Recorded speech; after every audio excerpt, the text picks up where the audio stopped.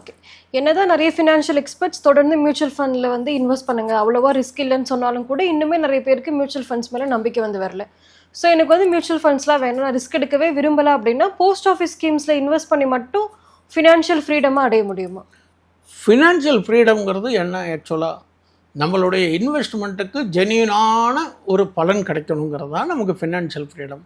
But நம்ம கேபிட்டலை பாதுகாக்கணும் இல்லையா, முதலுக்கு மோசம் ஆகிடக்கூடாது. மியூச்சுவல் ஃபண்டு இன்வெஸ்ட்மெண்ட்டில் எல்லாம் சொல்கிறாங்க, நல்ல ஃபண்டு தான் சொல்கிறாங்க. இதுக்கப்புறம் டிஸ்க்ளைமர் ஒன்று வேகமாக சொல்கிறாங்க. போஸ்ட் ஆஃபீஸு இன்வெஸ்ட்மெண்ட்டில் அப்படி சொல்கிறாங்களா? நீங்கள் post office investment is subject to the market ரிஸ்க்குன்னு சொல்கிறாங்களா? பட் மியூச்சுவல் ஃபண்டுக்கு மட்டும்தானே ஸ்பீடாக அந்த எண்டில் சொல்லிட்டு போகிறாங்க. அப்போ ரிஸ்க் இருக்குதுன்னு தெரிஞ்சும் நம்ம பண்ணுறோன்னா ரிஸ்க்குக்கு தயாராக இருக்கும். இதில் எந்த விதமான டிஸ்க்ளைமர் கிடையாது. எதில்? போஸ்டல் டெபாசிட்ஸில். அதுதான் நமக்கு முக்கியம். அதனால தான் நம்ம என்ன பண்ணணும், இதுலேயும் பர்சன்டேஜ் வைஸ் போட்டுக்கோங்க. இதில் 60 அதில் 40 போட்டுட்டாக்கா நம்ம தைரியமாக இருக்கலாம். ஓகே. இப்போ 10 லட்சம் இருந்தால் போஸ்ட் ஆஃபீஸ் ஸ்கீமில் எவ்வளோ போடுறது, மியூச்சுவல் ஃபண்ட்ஸில் எவ்வளோ? இதில் 60%, அதில் 40%. ஓகே. அதுலேயும் நீங்கள் போஸ்ட் ஆஃபீஸ்லேயும் பிரித்து போடுங்க.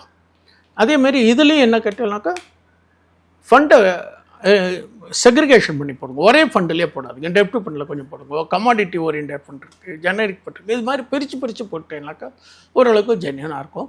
அதேமாதிரி பொதுவாகவே மியூச்சுவல் ஃபண்டை பொறுத்தவரையும் எது பெஸ்ட்டுங்கிறது என்னுடைய கருத்துன்னு கேட்டேன்னா, லம்சம்மோட எஸ்ஐபிக்கு மியூச்சுவல் ஃபண்டு வெரி பெஸ்ட்.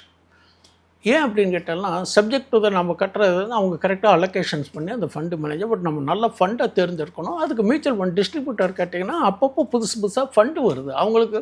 இப்போ நான் வந்து மியூச்சுவல் ஃபண்ட்ஸில் எனக்கு வாட் இஸ் வாட்னு தெரியுமே தவிர ப்ரெசென்ட் ஆக்டிவிட்டீஸை அவங்களுக்கு என்னை விட நல்லா தெரிஞ்சிருக்கும். அவங்கள கேட்டாலும் அப்டேட்டாக ஃபேக்டை சொல்லணும். சார் நான் இவ்வளோ வச்சுருக்கேன், நான் என்ன ஃபண்டில் போடலாம், எனக்கு நல்ல ஃபண்டு கொடுங்க, எனக்கு ரிஸ்க்கும் இருக்கக்கூடாது, ஜென்யூன் மாடரேட்டான இன்கம் வரணும்.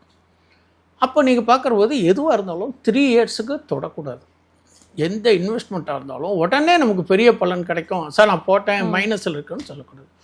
மினிமம் வந்து 3 இயர்ஸ் இருந்தால் கண்டிப்பாக அதுக்கு நல்ல ஃபண்டாக இருந்தால் பலன் இருக்கிறதுக்கான வாய்ப்புகள் உண்டு.